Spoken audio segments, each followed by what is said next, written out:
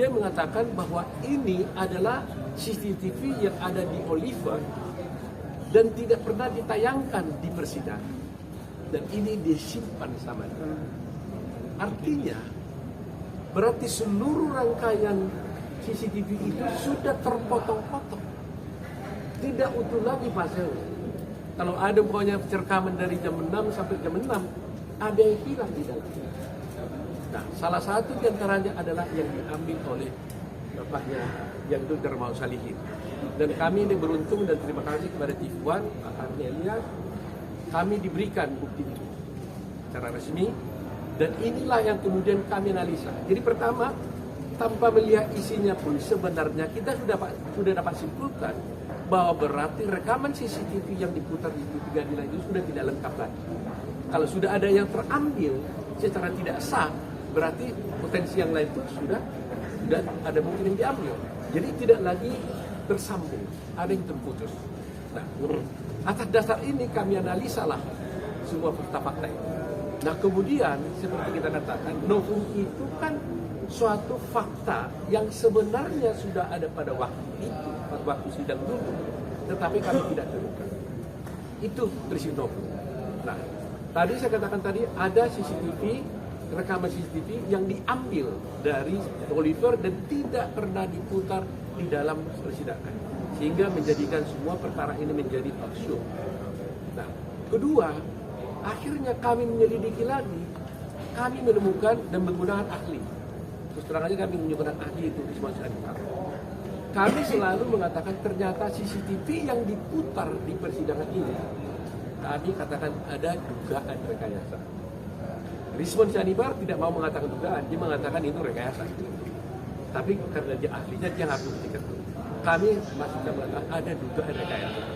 Bagaimana dugaan rekayasa bisa terjadi? Adalah begini, bahwa ada dulu di sana itu ada dua ahli yang diajukan oleh pihak penyidik, di pihak kejaksaan. Namanya satu Christopher, satu lagi Nuh. Ya kan? Nah, di sini ada saya, supaya jangan salah.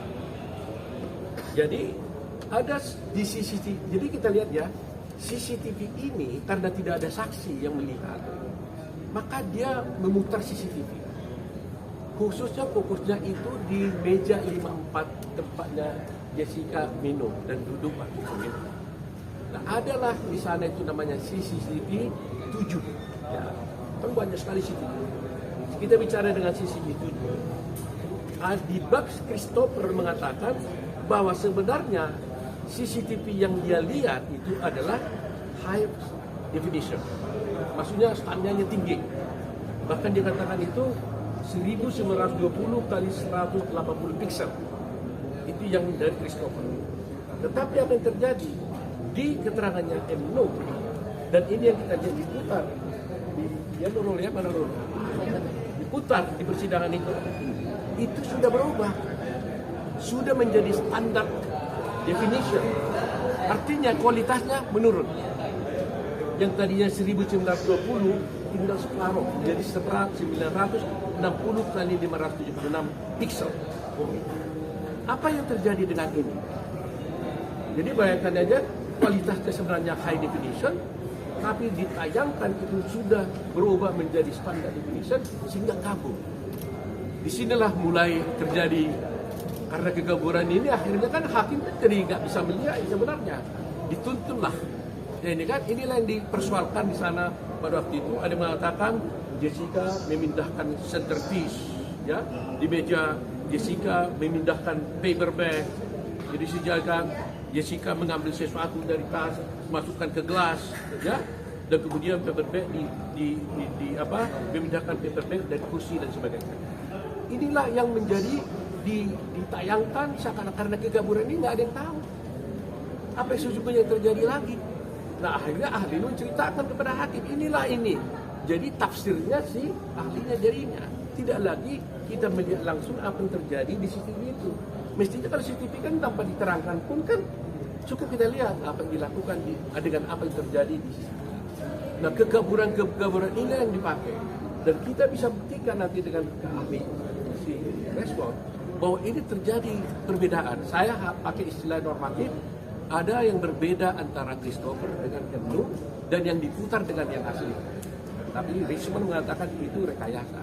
Karena seharusnya high definition, kenapa menjadi standard definition?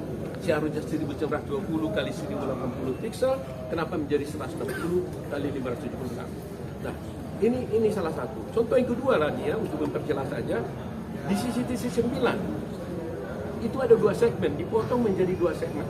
Itu pada segmen pertama jam 15.35 dan jam 16.59. Ini waktu PIC disajikan. Ingat itu lah, gelas itu Vietnam Ice Coffee itu disajikan itu pada jam itu. Pada waktu disajikan itu ya, standarnya itu adalah high definition. Ini bukan keterangan kami loh. Ini keterangan ahli yang diajukan oleh jaksa. Coba baru kami temukan sekarang perbedaan itu. Dulu sudah ada ini, tapi baru kami temukan sekarang. Nah, di segmen kedua di jam 16.59 dan di jam 18.25 waktu setelah PCBIC telah diminum oleh Mirna, terjadilah penurunan kualitas daripada CCTV itu. Akhirnya apa yang terjadi? Si ahli toksologi akhirnya melihat warna yang berbeda-beda. Di sini sekarang berbeda gara-gara dimasukkan sesuatu katanya. Padahal perbedaan warna ini bukan karena gelasnya yang berubah warna, tapi karena kualitas gambarnya yang berbeda. Ya, kalau Richmond mengatakan yang tadinya high definition diturunkan menjadi standard definition. Nah, kami masih mengatakan dugaan, tapi kalau Richmond mengatakan itu adalah penurunan kualitas resolusinya, ya kan? Jumlah yang seperti ini ada 37. Ada 37 gambar yang berubah. Ya, yang aslinya high definition kemudian berubah menjadi standard definition. Pixelnya juga semua berubah semua. Nah, apa yang terjadi dengan adanya perubahan ini? Maka disinilah rekayasa. Akhirnya menuntun majelis hakim menjadi salah mengambil keputusan, menuntun saksi-saksi ahli menjadi salah mengambil keputusan, karena sebenarnya yang kami lihat di persidangan itu bukanlah yang rekaman yang sesungguhnya lagi. Sudah rekaman yang berubah, yang oleh versi Richmond Siani mengatakan itu rekayasa. Saya katakan kami mengatakan itu juga rekayasa, tapi Richmond mengatakan itu rekayasa. Dia berani mengatakan itu rekayasa karena faktanya memang tertulis di dalam berita acara. Angka-angka yang kami ajukan tadi itu angka-angka yang tertera di dalam berita acara. Jumlahnya jelas. Jadi mungkin saya tidak perlu jelaskan 37-nya, tapi bagi masyarakat kan sudah tahu bahwa dengan orang ini dihukum melakukan pembunuhan dengan menggunakan petunjuk, dan itu pertimbangan hakim loh. Menggunakan petunjuk di CCTV, ternyata CCTV-nya ini sudah hasil rekayasa. Kita bilang bukan rekayasa, tapi menurut Richmond itu ada rekayasa. Makanya Richmond Sianipar akan kita juga menjadi ahli dalam persidangan untuk membuktikan kebenaran pendapatnya bahwa ini rekayasa. Ya, jadi itulah novum yang paling utama. Termasuk juga yang diambil di Darmawan Salihin menjadi pertanyaan, kenapa ini bisa ada di tangan Darmawan Salihin? Tentu dia bertanya, kita minta dari asal usulnya CCTV dari mana? Gak ada yang bisa menunjukkan, saksi pun gak ada. Tapi pertanyaan kita, kenapa itu ada di tangan Darmawan Salihin? Padahal isi CCTV yang ada di Oliver. Kalau itu diambil pari oleh penyidik, kenapa bisa di tangan Darmawan Salihin? Dan itu pengakuan dari Darmawan Salihin yang ada dalam rekaman pembicaraan wawancara antara Darmawan Salihin dengan Hardy Ilyas. Dan itu fakta yang dipertontonkan. Ya, memang selalu begitu kan. Tuhan memberikan jalan kepada Jessica. Kok tiba-tiba dia keluarkan? Kalaulah dulu itu dikeluarkannya, bahwa memang itu sudah terpotong-potong, pasti hakim membebaskan Jessica. Pasti. Kalau dia bilang, Pak, itu nggak asli lagi karena buktinya ada di tangan saya, itu nggak asli lagi dan tidak lagi kronologinya sama. Jadi kalau satu peristiwa terpotong-potong puzzle-nya hilang kan? Nah, Richmond juga nanti akan menjelaskan bahwa ada satu jam tertentu ketika siapa yang kata minuman Agus Gunawan dan yang buat Rangga. Nah, di situ di proses Rangga membuat kopi itu ada terhilang juga beberapa CCTV-nya. Jadi ada peristiwa-peristiwa sebenarnya yang ada, tapi oleh Risma mengatakan ini hilang, gitu, terhilang dia. Kenapa? Kalaulah itu muncul, mungkin kita tahu apa yang sesungguhnya terjadi. Apakah memang kopi itu waktu di baristernya juga ada sesuatu racun? Apakah dia Kusriono? Tapi dengan hilangnya peristiwa ini menjadi cukup dugaan buat kita untuk membuktikan bahwa bukan Jessica yang melakukan. Jadi ini salah satu. Tapi peristiwa ini ada 37. Saya tidak mungkin menjelaskan di sini 37-nya. Tapi cukup bagi kita untuk meyakini bahwa CCTV itu adalah sudah ada kamera, sudah ada dengan ada hasil rekayasa berdasarkan keterangan Risma, dan mudah-mudahan ini kami bisa buktikan di dalam persidangan. Nah, kedua, di samping novum tadi, kami juga mengajukan alasan kekeliruan hakim. Begini ya, ini saya minta ini juga wartawan bisa berluaskan informasi, karena hanya dalam kasus Jessica inilah ada dituduh dia bersalah melakukan pembunuhan dengan racun tanpa korbannya tidak diotopsi. Semua pembunuhan di Republik ini pasti diotopsi. Kasus Sambo itu juga Brigadir J juga diotopsi. Kasus Vina yang 2016 pun itu juga dilakukan otopsi. Yang lain-lain juga dilakukan otopsi. Yang kemarin juga yang korban-korban ya Vina dan juga yang penjual goreng dan sebagainya semuanya diotopsi. Pertanyaan saya, kenapa hanya satu-satunya Jessica dihukum tanpa otopsi? Adil nggak ini? Adil nggak? Kenapa? Nah, oleh karena itulah saya sebagai pengajar, saya mengajar kepada mahasiswa saya. Setiap mahasiswa saya bertanya, apakah otopsi mutlak diperlukan terhadap kebuktian seseorang mayat seseorang yang mati di luar sakit, tapi mati tiba-tiba apalagi dengan racun, apakah diperlukan otopsi? Saya sudah katakan mutlak diotopsi. Dan tanpa otopsi tidak ada case, no case without otopsi. Karena otopsi itu dipakai untuk alat pembuktian di pengadilan, ya kan? Nah, oleh karena itu sampai sekarang Mahkamah Agung kami sudah minta berkali-kali di dalam memori kami hendaknya membuat suatu keputusan. Apakah memang otopsi itu mutlak diperlukan? Apakah otopsi ini boleh tanpa diotopsi bisa dinyatakan dia mati karena racun? Dan diketahui pula lagi matinya karena cyanida. Ini buat kita mungkin biasa, tapi bagi hukum, bagi keadilan ini sangat penting. Jadi karena ini tidak dipertimbangkan oleh hakim di dalam pertimbangannya, kami menganggap ini hal yang baru. Kami menuntut untuk memintalah appeal lah ya kepada Mahkamah Agung, buatlah putusan.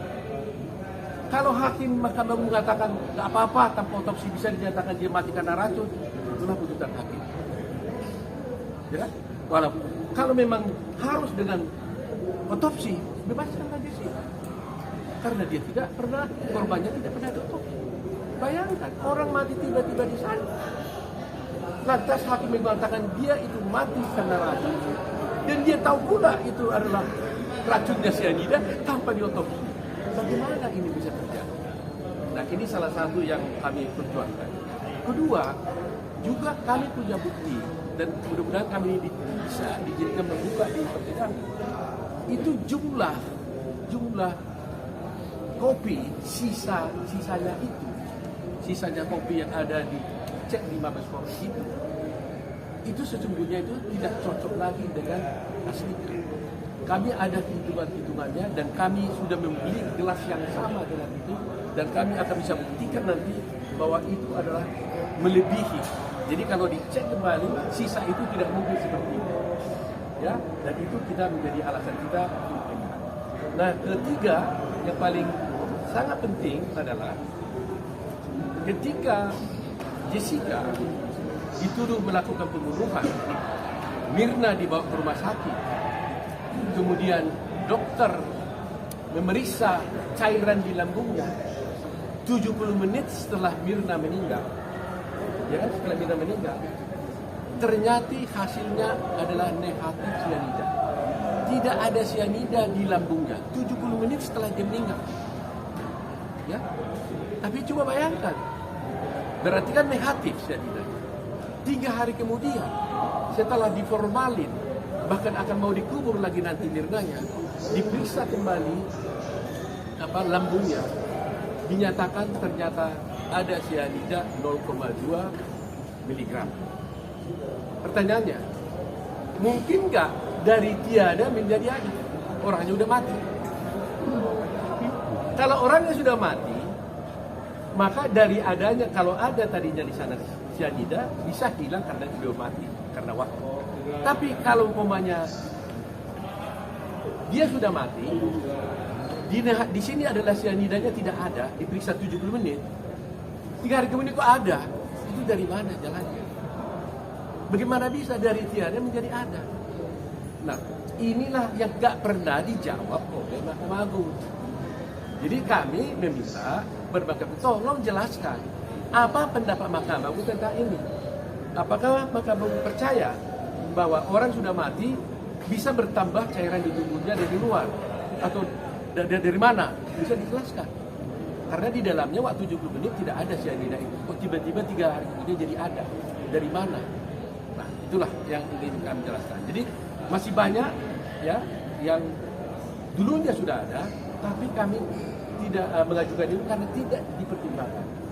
Dari kalimat kuncinya adalah semua ahli yang kami ajukan dalam persidangan dulu, baik yang dari Melbourne, baik dari Sydney, baik dari Indonesia, baik dari Gold Coast ya, Deng Meng Ong ya, itu satu pun tidak pernah dipertimbangkan. Nggak pernah dipertimbangkan. Seharusnya putusan yang benar haruslah memberikan pertimbangan yang cukup. Kalau dipertimbangkan, dia tolak kesaksian itu haknya Mahkamah Agung. Saya tidak setuju dengan ini. Tapi ini nggak pernah dipertimbangkan. Yang dipertimbangkan hanyalah dakwaan dan keluarga. Nah, ini adalah suatu kesalahan. Kalau begitu, apa gunanya kami ajukan ahli-ahli? Seharusnya kalau Pak Hak tidak setuju, dia bilang kami nggak setuju dengan pendapat ini. Tapi jangan diabaikan begitu saja. Itulah mungkin alasan-alasan utama kami, ya nanti kita bisa jelaskan lebih dalam lagi. Tapi tujuan kami di sini adalah bahwa selalu mencari keadilan. Jadi kami di sini sebagai lawyer memberikan akses to justice ya, akses kepada Jessica untuk mendapatkan keadilan, dan itu adalah tugas kami. Ya, terima kasih kawan-kawan semuanya ya. Ada pertanyaan?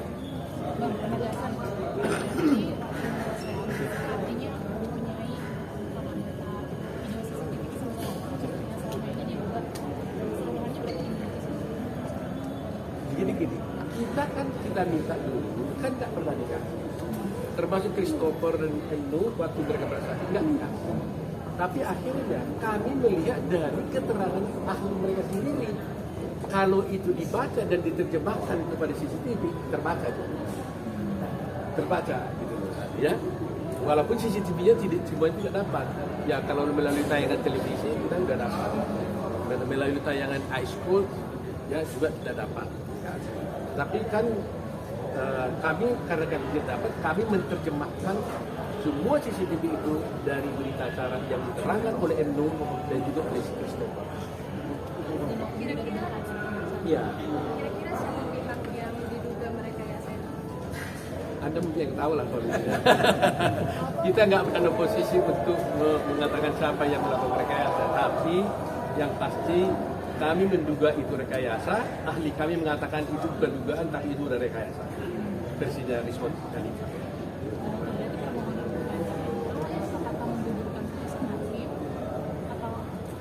Ya, kita butuhkan kalau permohonan kita kan dengan adanya bukti bukti ini, kalau tadinya ini hakim tahu bahwa itu rekayasa, maka pasti dong hakim membebaskannya.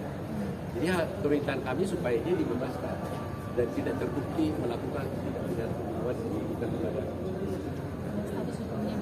Ya dipulihkan lah.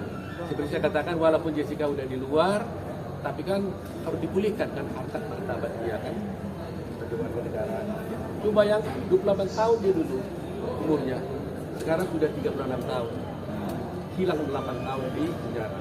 Dan kalau tidak ada PB, bayangkan aja 20 tahun hilang masa depannya dia. Mengerikan juga kan.